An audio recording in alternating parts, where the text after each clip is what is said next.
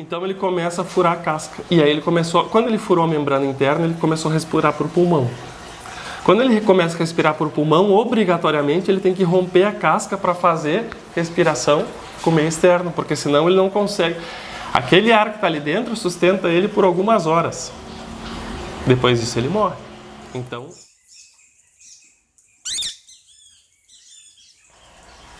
Biopássaros Mansos Pet, obrigado a você que está nos acompanhando.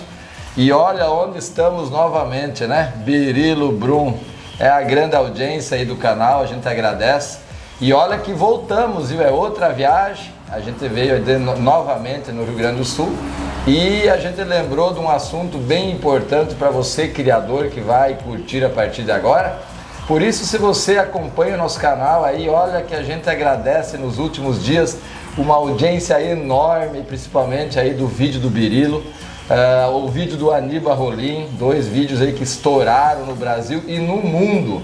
Um grande abraço para você que nos acompanha aí na Argentina, no Uruguai, muitas mensagens, também o pessoal de Portugal e da Holanda, olha só que maravilha. E claro, você aqui do Brasil que participa e faz o sucesso do canal, então, Biopássaros Mansos Pet. Birilo, que bom, sucesso, né? Como é que é sucesso do vídeo? Bom? Muito bom aí poder contribuir, né? Boa tarde, Cláudio, boa tarde a todos que estão assistindo. É sempre um prazer, né, poder receber vocês aí, sempre um prazer poder contribuir com alguma coisa e dar parabéns ao canal, que é um sucesso estourado no mundo inteiro. Quem ganha é a ornitologia. Com certeza. É isso que a gente preconiza. É um dos canais, assim, tem muitos canais aí que fazem vídeos de pássaros, visitando criadores, mas a gente preconiza a defender a ornitologia, que é a criação de aves aí exóticas, ornamentais e domésticas aí no nosso mercado brasileiro. Mas hoje, olha aqui, ó, em minha mão, e é de verdade, ovo de verdade, hein? O Birilo vai passar informações interessantes para nós criadores sobre a incubação de ovos. Inclusive ele está até com uma caneta na mão, que ele vai dar umas explicações muito interessantes e que eu acredito que vai ajudar para você aí que cria psitacídeos, não só psitacídeos, toda a linha de aves, mas principalmente aí o pessoal de psitacídeos grandes que usam muito incubação artificial também. Enfim, mas é no geral, então presta atenção. Birilo, fala para nós então da importância e como que funciona a incubação. Certo, vamos lá então. Bom, vamos falar um pouquinho então sobre o ovo, né? Então aves se reproduzem através de ovos e a gente tem que entender primeiro, antes de mais nada, que isso aqui é uma cápsula perfeita, né, Cláudio? Isso aqui é uma cápsula perfeita, por quê? Porque depois que a fêmea fez a postura, aqui dentro precisa ter todos os nutrientes necessários para formar o embrião e o feto. Olha. Vejam que, diferente de um mamífero que está dentro do útero, que está sendo nutrido pela mãe, tudo isso acontece aqui dentro. Externamente. Então, depois que a fêmea botou o ovo, não tem mais o que fazer com ele. Ou tem tudo para esse embrião se desenvolver aqui dentro, para esse feto aqui dentro, ou não tem. Então, assim, a questão de nutrição da fêmea é muito importante para que ela consiga depositar no ovo todos os nutrientes para que essa ave consiga se desenvolver adequadamente aqui dentro. E quando eu estou falando todos os nutrientes, eu estou falando o quê? Energia, proteína com os 10 aminoácidos essenciais, as 14 vitaminas e os 14 minerais. Olha, pessoal, isso aí eu sou criador há muitos anos e a gente não sabe dessas informações. E o Birilo vai continuar as explicações, mas só lembrando como é bom os encontros nos campeonatos. Tudo isso a gente lembrou de fazer esse vídeo porque numa roda de criadores o Birilo começou a explicar junto com o Nilton, que estava ao nosso lado. Até o Nilton falou, que tal um vídeo? Vai ser interessante, então está aí. Está aí o vídeo, chegamos no vídeo. Tá? Então esse é o princípio. Tá? O que acontece? Tudo começa com a produção da gema no ovário da fêmea. Tá? A fêmea produz a gema e nessa gema ela vai estar junto com a gema o óvulo, certo? Esse óvulo vai ser liberado pelo ovário da fêmea e vai chegar no aparelho reprodutor, começando pelo infundíbulo. O infundíbulo vai captar essa gema, tá? Ela vai captar só a gema e no infundíbulo vai ocorrer a fecundação do ovo, ou não. Se essa fêmea foi galada, vai estar fecundada. Se ela não foi galada, obviamente que não vai estar fecundada. Ovo branco. Tá? Então ocorreu a fertilização do ovo, só a gema. Essa gema, depois que passou pelo infundíbulo, ela vai passar pelo magno. O magno é uma porção do oviduto responsável pela produção da clara, do albúmen. Então, o que acontece? Quando o magno, que é semelhante ao intestino, digamos assim, quando a gema passa ali, pressiona as paredes do magno e ele começa a secretar uma substância, que é o albúmen, que vai formar a clara do ovo. Passou pelo magno, chegou no istmo, que é a porção final. No istmo vai terminar a formação desse albúmen, a formação das membranas internas ali, e vai chegar no útero da ave. No útero da ave, esse ovo já está formado sem a casca. Então, no útero da ave, esse ovo está formado sem a casca. Quando ele chegou no útero, ele vai ficar mais ou menos 20 horas no útero. Essas 20 horas servem para ir depositando cristais de carbonato de cálcio, só para formar a casca. Ou seja, a parte interna do ovo já está toda formada. E aí, como ele está lá dentro e ficou 24 horas lá dentro, o embriãozinho já está se formando. Então, assim, o espermatozoide encontrou o óvulo, aí começa aquele processo de divisão celular, célula 2N, 4, 8, 16, 32. Quando ela bota o ovo, 24 horas depois, esse embrião já tem 64 mil células. Só que tem um detalhe.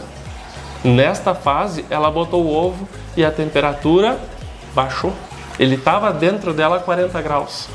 E vai para a temperatura ambiente. Vai para a temperatura ambiente. É a única fase embrionária que interrompe o desenvolvimento e ele não morre. Ele entra num sistema semelhante a uma hibernação, digamos assim. Até começar o show. Até começar o show. Ou da incubação artificial ou dela mesma.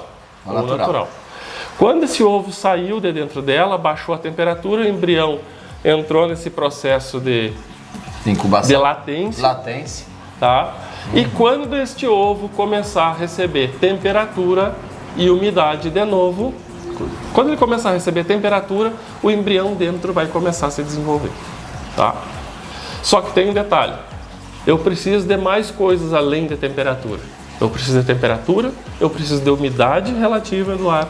Isso na artificial? Nas duas. Nas duas. Nas duas. Por isso que as fêmeas vão se banhar, vão tipo assim, tu observa tudo que você cria, em certos momentos elas vão e se molham, né? Exatamente. Então eu preciso de temperatura, eu preciso de umidade e eu preciso de viragem desses ovos.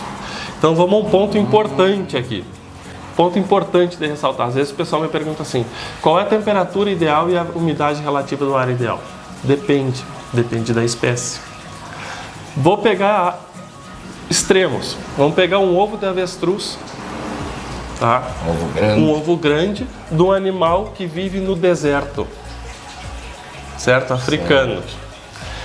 Onde a umidade do ar é muito baixa. No africano. No africano, tá? A umidade relativa do ar é muito baixa. A porosidade do ovo vai estar adequada para aquela umidade relativa do ar. Se eu botar ela numa condição de alta umidade, eu vou ter problemas no desenvolvimento. Vamos pegar o outro lado. O avestruz. Um ovo, vamos pegar o outro extremo. O ovo de uma pata de um aquático. Que vive dentro d'água, às vezes faz o ninho na beira d'água. Umidade alta. Umidade relativa alta. Então, assim, esse cuidado tem que ter. E aí o pessoal me diz assim, mas depende, eu fiz com umidade tal e não deu certo. Mas tem que ver a espécie que você está trabalhando, o local de origem dessa espécie. Mas se for no artificial, tem como fazer essa graduação, então, da umidade também? Isso é um ponto importante, Cláudio. Isso. A incubação artificial, ela tem que simular a incubação natural. Ela tem que fazer exatamente a mesma coisa que acontece na incubação natural. Senão não vai desenvolver e não vai nascer. Não vai nascer. E outro ponto importante e necessário é a viragem desses ovos. Tá? Então, as fêmeas no ninho, elas vão virando com o bico os ovos várias vezes ao dia. A galinha faz isso, os aquáticos fazem isso, as pássaros fazem isso. Todo tipo de ave, na verdade. Todo faz isso. Por quê? Porque eu tenho lá dentro um embrião se desenvolvendo. A densidade do embrião lá dentro é diferente da gema e da clara. Por exemplo, a gema é mais pesada, mais densa. Se eu deixar esse ovo de lado aqui, por exemplo, um mês, quando eu quebrar ele, a gema desceu e está grudada na casca. Então, olha as curiosidades. eu preciso fazer viragem. Outra coisa, que aqui é o mais importante. Toda vez que eu vou armazenar ovos, a ponta fina para baixo. Sempre a ponta fina para baixo. Aqui, ó, pessoal, ponta fina. Para baixo. Por quê? Porque quando tu quebra o ovo, aqui tu vai ter a câmara de ar. É ou não é? Quando a gente cozinha ovo em casa, que quebra o ovo, não tem uma câmerazinha de ar pequenininha aqui assim, ó? Tem. Bem pequenininha? Sim. Quando verdade. o ovo é mais velho, ela aumenta. Por que Sim. ela aumenta? Porque o ovo desidratou. Na verdade, você enxerga visivelmente até, né? Sim, visivelmente. Quando o ovo é mais velho, tu vai ver uma câmara de ar mais desenvolvida. Por quê? Porque esse ovo desidratou. Tá? Então, se eu pegar esse ovo e deixar ele em cima aqui no calorão que está fazendo aqui, daqui a 2 semanas eu vou olhar, a câmara de ar está bem grande, porque esse ovo desidratou. Olha os detalhes aí, pessoal, que cria aves. No processo de incubação, seja ele artificial ou natural, por que é importante a umidade relativa do ar? Eu tenho que fazer este ovo desidratar durante o processo de incubação. Obrigatoriamente ele tem que desidratar. Tem que ir secando, vamos dizer assim, Ele vai secando. Aqui o ovo, a casca do ovo é cheia de poros e ela vai, então, perdendo umidade. Quando este embrião está próximo ao nascimento, a câmara de ar vai aumentando, e quando tu pegar o pintinho, ó, ou o passarinho, próximo ao nascimento, vocês vão ver que o ovo perdeu 40% do volume. O embrião está compactado. Sabe quando morre o filhote dentro da casca e tu vai lá e quebra, ele abre e tem um monte de ar dentro e ele compactado aqui embaixo? Apertadinho nessa parte aqui? É quando ele está um dia antes de começar o processo. Ele não conseguiu chegar lá. Ele não conseguiu furar a membrana. Então o que acontece? Mas esse espaço dessa quantidade desse ar, quanto maior, melhor? Não necessariamente. Não? Tem que ser mais ou menos 40% do volume. Quer dizer, não pode ser nem muito a mais, nem muito a menos. Se eu aumentar muito a câmara de ar, o pintinho está desnutrido no cantinho aqui embaixo. Ah, entendi. Aí ele não consegue nascer porque ele está muito fraco. Então ele tem que ser nessa média de 40%. Tem que ser nessa média de 40%. Que ele vai conseguir subir e bicar. Exatamente. Então, ó, 40% do volume, tá? E 12% do peso. Olha só. Isso é o ideal. É o que ele vai perder durante o processo de incubação. Perde 40% aqui. Do volume e 12% do peso. Então, se eu pesar... Do embrião dele, 12% do ovo. O ovo. Se eu pesar ele hoje, botar chocar, faltando um dia para nascer, eu pesar ele de novo, ele tem 12% a menos de peso. Se eu fizer uma ovoscopia, o ar aqui, ó, o ar aqui é bem pequenininho. Um dia antes de nascer, é 40% do ovo. Aí depois disso, chegou nesse processo, o que ele vai fazer? Ele vai subir, vai bicar. Aí o que acontece? O embrião, assim como o mamífero, ele se vira dentro do ovo. O mamífero se vira dentro do útero, né? Sim, sim. Então, se a gente for pensar no humano, o humano está de pezinho, o embrião dentro do útero, e quando chega lá perto do nascimento, ele se vira, né? Fica de cabeça para baixo. Pronto para nascer. Pronto para nascer. O embrião o ovo é a mesma coisa. Ele vai se virar e ficar com o biquinho Então, posicionado para bicar nessa parte do ar ali. exatamente. Uns dias antes de nascer, o embrião se vira dentro do ovo, se posiciona dentro do ovo. Que coisa linda. A cabeça do embrião vai descer para baixo da asa direita, tá? E a cabeça dele, o bico dele vai ficar aqui. Me lembrei agora que tu explicou aquela vez lá. Então o que acontece? Vai estar fazer embaixo. força. Se vocês forem quebrar um Ele ovo bota aqui e faz força. um dia antes dele Olha nascer, só. tu vai abrir e tu vai ver que a cabeça dele está embaixo da asa aqui, ó. E o bico está aqui, ó. Quando chega a hora de nascer, ele fura essa membrana que tem dentro. E aí esse espaço todo que estava ocupado por ar, ele fez o quê? Ele se expandiu. Agora ele tem espaço para se mexer lá dentro. Ah, ele precisa do espaço para fazer a força para quebrar o restante. Olha, é fantástico. E aí eles nascem, todas as aves nascem com o dente do bico. Tem um sinalzinho, parece os dentinhos A mesmo. gente chama de dente de diamante, ou dente do bico. É uma pontinha de queratina mesmo da unha aqui, que tem na pontinha do bico, assim, uma saliênciazinha, que nasce e logo depois cai aquela casquinha. O Valdecir tá de boca aberta aqui. O Valdecir veio com nós, Vergani. Olha lá, Valdecir, dá um oi. O Valdecir é criador de calopsita, iniciante, e tá encantado. E você que tá acompanhando aí o nosso canal, eu acho que merecemos um joinha, que com certeza eu chego a estar babando aqui, que é informações que eu não sabia. É um vídeo que vai ficar mais longo, mas vale a pena ver até o final. Vamos lá, Berido. Aí o que acontece? Ele furou a câmara de ar e liberou espaço. Quando ele fura a câmara de ar, ele começou a respirar por pulmão. Até então a respiração não era por pulmão. Respirava através... Como é que o mamífero respira dentro do útero da mãe? Não é pelo sangue dela? Pelo sangue. Que leva oxigênio? Sim. Aqui é a mesma coisa. Ah, eu abri a casca do ovo para tentar ajudar o filhote, deu hemorragia e matou. Por quê? Porque toda a irrigação estava aqui... Tem aquela película que é com sangue. Com sangue, por que está toda a irrigação ali? Para fazer as trocas gasosas. Você sabe que é o seguinte, eu que sou criador também, que nem você há muitos anos, acontece, eu estou falando no natural, né? Na incubação natural, você vê lá o filhotinho que ele está tentando sair e não está conseguindo.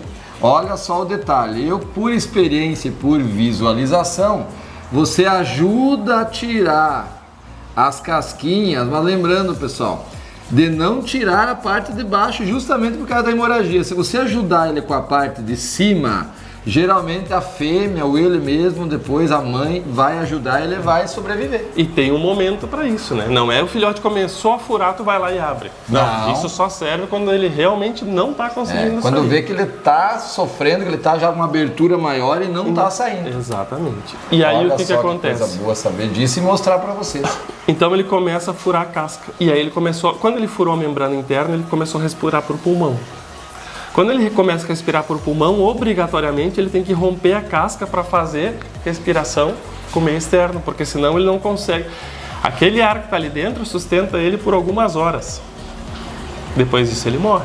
Então ele tem que furar a casca. Tem que furar, que já vai começar a respirar pelo externo, pulmão. E aí vocês veem que ele fura a casca e fica só aquele bicadinho, às vezes, de um dia para o outro.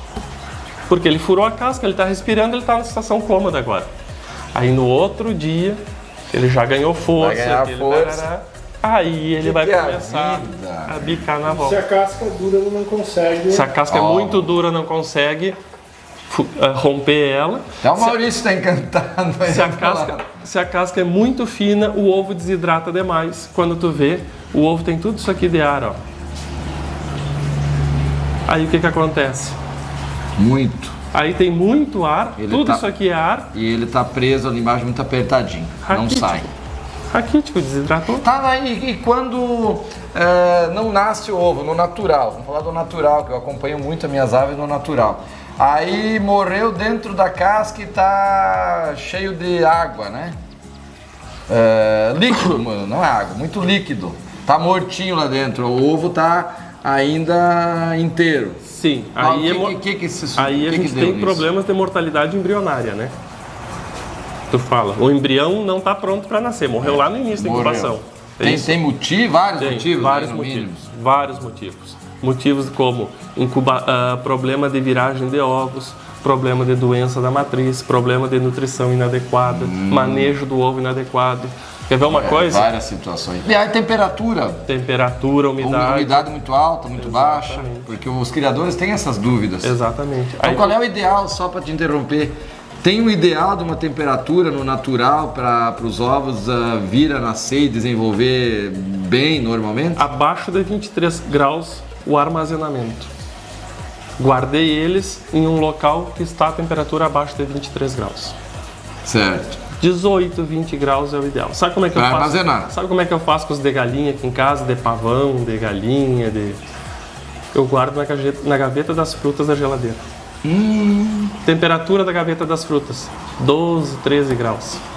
E lá no natural, em termos de umidade, quando dá uma umidade muito alta no inverno, principalmente muita chuva, ou muito baixa no verão, isso vai prejudicar? A fêmea, ela regula isso.